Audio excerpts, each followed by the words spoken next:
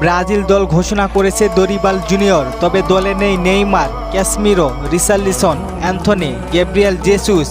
Copa আমেরিকার এত বড় আসরে কেন তারা জায়গা পাননি সবকিছু জানতে পারবেন। তবে নেইমারকে নিয়ে পরে আলোচনা করব, আগে ক্যাসমিরোর বিষয়ে অজানা তথ্য জেনে নেই।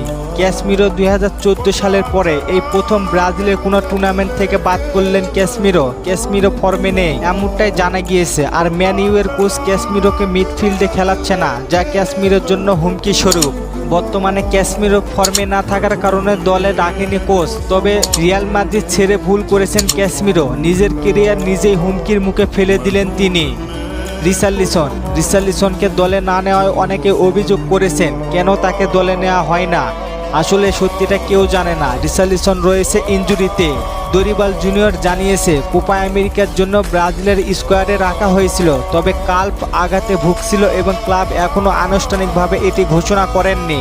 তবে রিচার্লিসন আজকে সকালে কোচকে জানিয়েছে, তবে তার পরিবর্তে ইভানিলসনকে ডাকা হয়েছে। অ্যান্থনি অনেকদিন ধরে ফর্মে নেই, মাঝে মাঝে গোল করেন আবার কোথায় যেন হারিয়ে যান, তাকে বিক্রি করার কথা জানিয়েছে ক্লাব। গ্যাব্রিয়েল জেসুসকে না নিয়ে আমি অনেক খুশি, কারণ সে জাতীয় দলে একেবারে বাজে ফর্ম। জাতীয় দলে সে কোনো কার্যকরী না, জাতীয় দলে অনেক দিন থেকে গোল বা অ্যাসিস্ট করেননি, শুধু তাকে দলে নেওয়া হতো। আর দরিবাল কোনো আবেগ দিয়ে দল ডাকেনি, যারা ফর্মে আছেন তাদেরকে দলে নিয়েছেন। চলেন দেখে আসি কে জায়গা পেয়েছে, তারপরে নেইমারকে নিয়ে কথা বলবো। Goalkeeper Alisson Becker, Ederson, Bento. Defender Danilo, Marquinhos, Eder Militao, Yan Couto, Guilherme Arana, Wendell, Lucas Beraldo, Gabriel Magalhaes. Midfield Andreas Pereira, Bruno Guimaraes, Lucas Paqueta, Douglas Luiz, Joao Gomes. Forward Vinicius Junior, Rodrygo, Endrick, Raphinha, Evanilson, Martinelli, Savinho. এই ছিল ব্রাজিলের নতুন squad. এখন বলি Neymar কেন নেই দলে। সবাই জানেন নেইমার ইনজুরিতে, তবে তারপরেও তার খেলার চান্স রয়েছে অনেক। যদি কনমেবল কোপা আমেরিকা স্কোয়াডে 26 জন রাখার ঘোষণা দেন এবং তখন তিনি 3টি অতিরিক্ত স্পট থাকবে।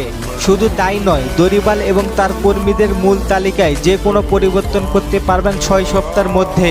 নেইমারকে নিয়ে শেষ আশা এটাই।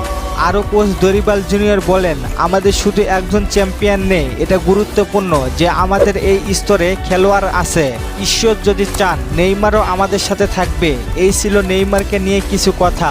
আমি আপনাদের বলেছিলাম নেইমার কোপা আমেরিকায় থাকবে না, আপনারা আমাকে অনেক গালি দিয়েছেন। আর আমি আপনাদের বলছি আপনারা হতাশ হবেন না, বিশ্বাস রাখেন নেইমার থাকবেন কোপা আমেরিকায়।